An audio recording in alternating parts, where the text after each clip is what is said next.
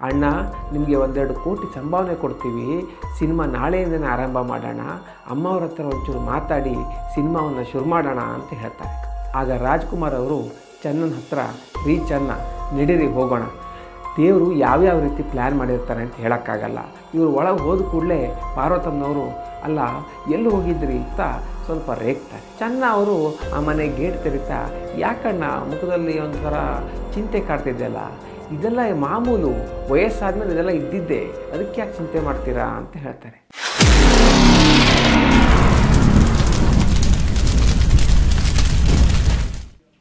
ಎಲ್ಲರಿಗೂ ನಮಸ್ಕಾರ. ಕನ್ನಡ ಮಾಣಿಕ್ಯ ಯೂಟ್ಯೂಬ್ ಚಾನಲ್ಗೆ ಸ್ವಾಗತ. ದಂತಕಥೆಯ ಇವತ್ತಿನ ಸಂಚಿಕೆಯಲ್ಲಿ ಡಾಕ್ಟರ್ ರಾಜ್ಕುಮಾರ್ ಅವರು ಅವರ ಅಭಿಮಾನಿಯಾದಂತಹ ಒಬ್ಬ ಅಜ್ಜಿಯ ಕೊನೆಯ ಆಸೆಯನ್ನು ಹೇಗೆ ನೆರವೇರಿಸಿದರು, ಹಾಗೆಯೇ ರಾಜ್ಕುಮಾರ್ ಅವರಿಗೆ ನಿಮಗೆ ಕೋಟಿ ಕೊಡ್ತೀವಂತ ಹೇಳ್ಕೊಂಡು ಬಂದಂತಹ 2 ಪ್ರೊಡ್ಯೂಸರ್ಗಳ ಜೊತೆ ನಡೆದಂತಹ ಒಂದು ತಮಾಷೆಯ ಘಟನೆಯನ್ನು ತಿಳಿದುಕೊಳ್ಳೋಣ. ಹೀಗೆ ಒಂದಿನ ರಾಜ್ಕುಮಾರ್ ಅವರು ಚನ್ನ ಅವ್ರ ಜೊತೆ ವಾಕಿಂಗ್ ಹೋಗ್ತಾಯಿದ್ರು. ಅವತ್ತು ಸಡನ್ನಾಗಿ ಮಳೆ ಬರೋಕ್ಕೆ ಆರಂಭವಾಯಿತು. ರಾಜ್ಕುಮಾರ್ ಅವರು ಮತ್ತು ಚನ್ನ ಅವರು ವಾಕಿಂಗ್ ಬರೋ ಒಂದು ಆತುರದಲ್ಲಿ ಛತ್ರಿಯನ್ನು ತರೋಕ್ಕೆ ಮರೆತಿದ್ರು. ಈಗೇನು ಮಾಡೋದು, ಎಲ್ಲಾದರೂ ನಿಂತ್ಕೋಬೇಕಲ್ಲ ಅಂತ ಹಾಗೆ ಸುತ್ತಮುತ್ತ ನೋಡಿದಾಗ ಅಲ್ಲೇ ಒಂದು ಕಡೆ ಒಂದು ಮನೆಯಲ್ಲಿ ಈ ಫುಟ್ಪಾತಿಗೆ ಸೇರಿಸಿ ಪಾರ್ಕಿಂಗ್ ಥರ ಮಾಡಿ ಒಂದು ಶೀಟನ್ನು ಮುಂದ್ಗಡೆ ಬಿಟ್ಟಿದ್ರು. ಇಲ್ಲಿ ನಿಂತ್ಕೊಂಡ್ರೆ ಮಳೆಯಿಂದ ತಪ್ಪಿಸ್ಕೋಬೋದು ಅಂತ ರಾಜ್ಕುಮಾರ್ ಅವರು ಮತ್ತು ಚನ್ನ ಅವರು ಆ ಶೀಟ್ ಅಡಿಗೆ ಹೋಗಿ ನಿಂತ್ಕೊಳ್ತಾರೆ. ಸುಮಾರು ಅರ್ಧ ಗಂಟೆ ನಂತರ ಈ ಮಳೆ ನಿಲ್ಲುತ್ತೆ. ಸರಿ, ಈಗ ವಾಕಿಂಗ್ ಹೋಗೋಣ ಅಂತ ನಿಧಾನವಾಗಿ ಆ ಗಲ್ಲಿಯನ್ನು ದಾಟಿಕೊಂಡು ಮತ್ತೊಂದು ಕಡೆ ಹೊರಡ್ತಿರ್ಬೇಕಿದ್ರೆ ದೂರದಲ್ಲಿ ಒಬ್ಬ ಹುಡುಗ ಇವರನ್ನೇ ನೋಡಿದಾಗ ಅನಿಸುತ್ತೆ. ಸ್ವಲ್ಪ ಮುಂದೆ ಹೋದ್ಮೇಲೆ ಆ ಹುಡುಗ ಓಡಿ ಬಂದು ಇವ್ರ ಹತ್ರ ಬಂದು, ನೀವು ರಾಜ್ಕುಮಾರ್ ಅಲ್ವಾ ಅಂತ ಕೇಳ್ತಾನೆ. ರಾಜ್ಕುಮಾರ್ ಅವರು ಮುಖಕ್ಕೊಂದು ಅಡ್ಡ ಇಟ್ಕೊಂಡಿದ್ದ ಖರ್ಚೀಪನ್ನು ಸರಿಸಿ, ಹೌದಪ್ಪ ನಾನೇ ರಾಜ್ಕುಮಾರ, ಯಾಕೆ ಅಂತ ಕೇಳ್ತಾರೆ. ಆ ಹುಡುಗ, ಸರ್ ನಮ್ಮ ಮನೆ ಇರೋದು ಇಲ್ಲೇ, ನಮ್ಮ ಅಜ್ಜಿ ನಿಮ್ಮ ಪರಮ ಅಭಿಮಾನಿ, ಆದರೆ ಅವಳಿಗೆ ಹುಷಾರಿಲ್ಲ, ದಿನಾನೂ ನೀವು ವಾಕಿಂಗ್ ಹೋಗೋದನ್ನು ಕಿಟಕಿಯಿಂದ ನೋಡ್ತಾ ಇರ್ತಾಳೆ, ಹಾಗೆಯೇ ನಮಗೆಲ್ಲ ಹೇಳ್ತಾ ಇರ್ತಾಳೆ ರಾಜ್ಕುಮಾರ್ ಇಲ್ಲಿ ವಾಕಿಂಗ್ ಹೋಗ್ತಾರೆ ಅಂತ. ಯಾರೇ ನೆಂಟರು ಅತಿಥಿಗಳು ಬಂದರೂ ಕೂಡ ನಮ್ಮ ಮನೆ ಮುಂದೆ ರಾಜ್ಕುಮಾರ್ ಅವರು ವಾಕಿಂಗ್ ಹೋಗ್ತಾರೆ ಅಂತ ಹೇಳ್ತಿರ್ತಿದ್ರು. ನಾನು ನೋಡೋಣ ಅಂತ 2-3 ದಿನದಿಂದ ಕಾಯ್ತಾ ಇದ್ದೆ, ನೀವು ಯಾಕೋ ಕಂಡಿರಲಿಲ್ಲ, ಇವತ್ತು ನೀವು ಸಿಕ್ಕಿದ್ರಿ, ತುಂಬ ಖುಷಿ ಆಯಿತು ಅಂತ ಎಲ್ಲ ದಡ ಅಂತ ಒಂದೇ ಉಸಿರಿಗೆ ಹೇಳೋಕ್ಕೆ ಸ್ಟಾರ್ಟ್ ಮಾಡ್ತಾನೆ.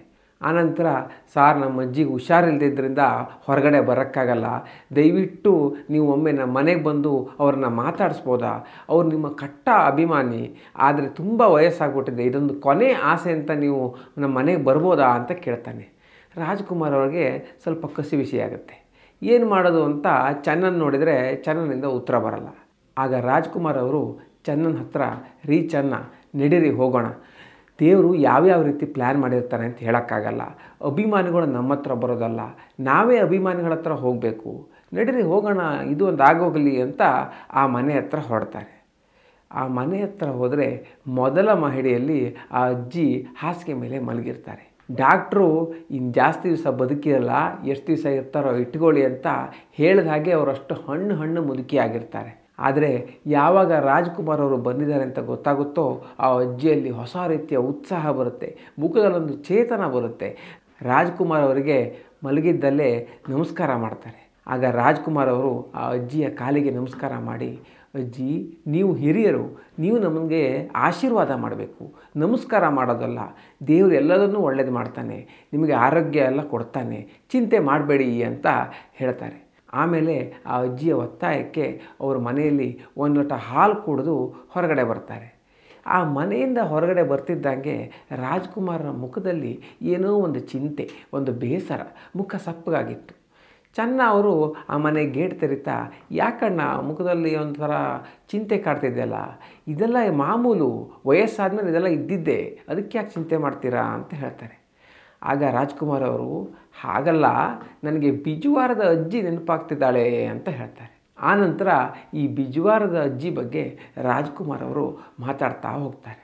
ಮಣ್ಣಿನ ಮಗ ಶೂಟಿಂಗ್ ಸಮಯ ಇರಬೇಕು, ಶಾರ್ಟ್ ಮಧ್ಯೆ ತುಂಬ ಹಸುವಾಗೋಯ್ತು, ಯಾವುದಾದ್ರೂ ಮನೆ ಕಾಣುತ್ತಾ ಅಂತ ನೋಡಿದೆ, ಅಲ್ಲೇ ಹತ್ತಿರದಲ್ಲಿ ಒಂದು ಹೆಂಚಿನ ಮನೆ ಇತ್ತು, ಸರಿ ಏನಾದ್ರು ಸಿಗ್ಬೋದು ಅಂತ ಆ ಮನೆ ಹತ್ರ ಹೋದೆ, ಮನೆ ಹತ್ತಿರ ಹೋಗ್ತಿದ್ದಂಗೆ ಸಾಂಬಾರಿನ ಒಂದು ಪರಿಮಳ ಘಮ್ ಅಂತ ಇತ್ತು.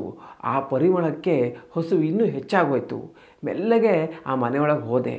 ಮನೆಯಲ್ಲಿ ಒಂದು ಕೂರ್ಚಿ ಕೂಡ ಇರಲಿಲ್ಲ. ಆದರೆ ಅಲ್ಲೊಂದು ಅಜ್ಜಿ ಸೌದೆ ಒಲೆಯಲ್ಲಿ ಅಡುಗೆ ಮಾಡ್ತಿದ್ರು. ನನ್ನನ್ನು ನೋಡಿದ ಕೂಡಲೇ ಚಾಪೆ ಹಾಸಿ ತುಂಬ ಖುಷಿಯಿಂದ ಬರಮಾಡ್ಕೊಂಡ್ರು. ಆಮೇಲೆ ಆ ಸೊಪ್ಪಿನ ಸಾಂಬಾರಿದೆಯಲ್ಲ, ಅದಕ್ಕೆ ಅನ್ನ ಬೆರೆಸಿ ಒಂದು ಕೈ ತುತ್ತು ಕೊಟ್ಟರು. ಹಸಿಮೆಣಸಿನ್ಕಾಯಿ ಹಾಕಿ ಮಾಡಿದಂತಹ ಸಾಂಬಾರು, ಅದರ ಜೊತೆ ಹಸಿ ಈರುಳ್ಳಿನ ಕೊಟ್ಟರು. ಎಂಥ ರುಚಿ, ಅಮೃತ. ಆ ಅಜ್ಜಿ ಕೈ ರುಚಿ ನೆನೆಸ್ಕೊಂಡ್ರೆ ಈಗಲೂ ಬಾಯಲ್ಲಿ ನೀರು ಬರುತ್ತೆ.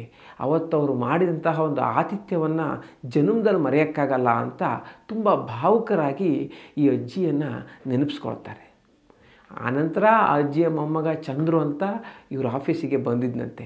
ನಂತರ ಚಿನ್ನೇಗೌಡರು ಮತ್ತು ರಾಜ್ಕುಮಾರ್ ಅವರು ಮತ್ತೊಮ್ಮೆ ಹೋಗಿ ಆ ಅಜ್ಜಿಯನ್ನು ಮಾತಾಡಿಸ್ಕೊಂಡು ಅವರ ಆಶೀರ್ವಾದವನ್ನು ಪಡ್ಕೊಂಡು ಬಂದ್ರಂತೆ. ಹೀಗೆ ಅದು ಇದು ಅಂತ ಮಾತಾಡಿಕೊಂಡು ಮನೆ ಹತ್ರ ಬರಬೇಕಾದ್ರೆ ದಾರಿಯಲ್ಲಿ 2 ನಿರ್ಮಾಪಕರು ಸಿಗ್ತಾರೆ. ಅವ್ರನ್ನ ನೋಡಿ ರಾಜ್ಕುಮಾರ್ ಅವರು, ಓ ಅನ್ನದಾತರು ಹೇಗಿದ್ದೀರಿ, ಎಲ್ಲ ಕ್ಷೇಮನ ಅಂತ ಕುಶಲೋಪರಿ ವಿಚಾರಿಸ್ತಾ ಅಲ್ಲೇ ಫುಟ್ಪಾತಲ್ಲೇ ಮಾತಿಗೆ ನಿಂತು ಬಿಡ್ತಾರೆ. ಆ ನಿರ್ಮಾಪಕರು ಕೂಡ ಅದು ಇದು ಅಂತ ಎಲ್ಲ ಮಾತಾಡಿ ನಂತರ ವಿಷಯಕ್ಕೆ ಬರ್ತಾರೆ. ಅಣ್ಣ, ನೀವು ಇತ್ತೀಚೆಗೆ ಯಾವುದೇ ಒಂದು ಸಿನಿಮಾ ಮಾಡಿಲ್ಲ, ನಮಗೆ ನಿಮ್ಮೊಂದು ಸಿನಿಮಾ ಮಾಡಬೇಕು ಅಂತ ಆಸೆ.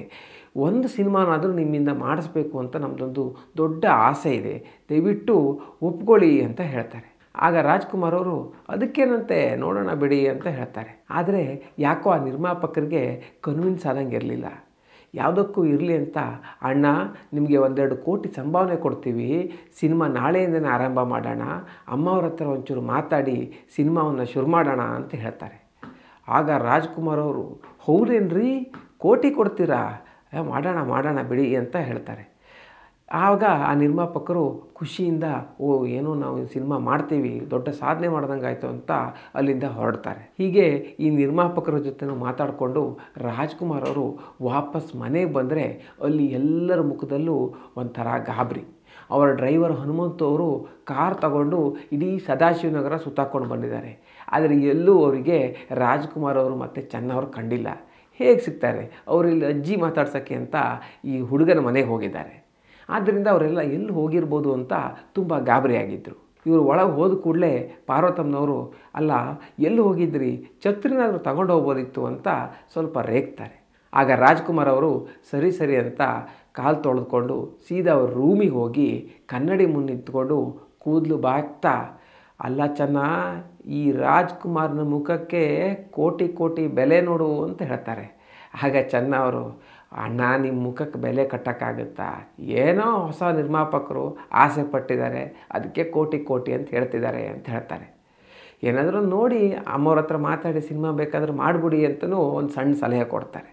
ಆಗ ರಾಜ್ಕುಮಾರ್ ಅವರು, ಹಾಗೆ ಮಾಡಲಿಕ್ಕಾಗತ್ತಾ, ಅಭಿಮಾನಿಗಳು ಎಷ್ಟು ಪ್ರೀತಿಯಿಂದ ಈ ಒಂದು ಮುಖಕ್ಕೆ ಬೆಲೆ ಕೊಟ್ಟಿದ್ದಾರೆ, ನಾವು ಆ ರೀತಿ ಕೋಟಿ ಅಂತ ನೋಡ್ಕೊಂಡು ಸಿನಿಮಾ ಮಾಡಿಬಿಟ್ರೆ ನಾಳೆ ಜನ ರಾಜ್ಕುಮಾರ್ ದುಡ್ಡಿಗೆ ಆಸೆ ಪಟ್ಟು ಸಿನಿಮಾ ಮಾಡ್ದ ಅಂತ ಹೇಳ್ತಾರೆ, ಈ ಅಭಿಮಾನಿಗಳು ಕೊಟ್ಟ ಪ್ರೀತಿಗೆ ಬೆಲೆ ಕಟ್ಟದಂಗೆ ಆಗಲ್ವಾ ಅಂತ ಆ ನಿರ್ಮಾಪಕರ ಹೊಸ ಸಿನಿಮಾದ ವಿಷಯಕ್ಕೆ ಅಲ್ಲೇ ಪೂರ್ಣ ವಿರಾಮ ಕೊಡ್ತಾರೆ. ಸ್ನೇಹಿತರೆ, ಈ ವಿಡಿಯೋ ನಿಮ್ಗೆ ಇಷ್ಟ ಆಗಿದ್ದರೆ ತಪ್ಪದೆ ಶೇರ್ ಮಾಡಿ. ಹಾಗೆಯೇ ಇಂತಹ ಒಂದು ವಿಶಿಷ್ಟವಾದ ಕುತೂಹಲಭರಿತವಾದ ವಿಷಯಗಳು ನಮ್ಮ ದಂತಕಥೆಯ ಮುಂದಿನ ಸಂಚಿಕೆಗಳಲ್ಲಿ ಬರಲಿಕ್ಕಿವೆ. ಅವುಗಳನ್ನು ಮಿಸ್ ಮಾಡಬಾರ್ದು ಅಂತಿದ್ದರೆ ನಮ್ಮ ಕನ್ನಡ ಮಾಣಿಕ್ಯ ಚಾನಲ್ಗೆ ತಪ್ಪದೆ ಸಬ್ಸ್ಕ್ರೈಬ್ ಮಾಡಿ. ಮುಂದಿನ ಸಂಚಿಕೆಯಲ್ಲಿ ಮತ್ತೆ ಸಿಗೋಣ. ಅಲ್ಲಿವರೆಗೂ ನಮಸ್ಕಾರ.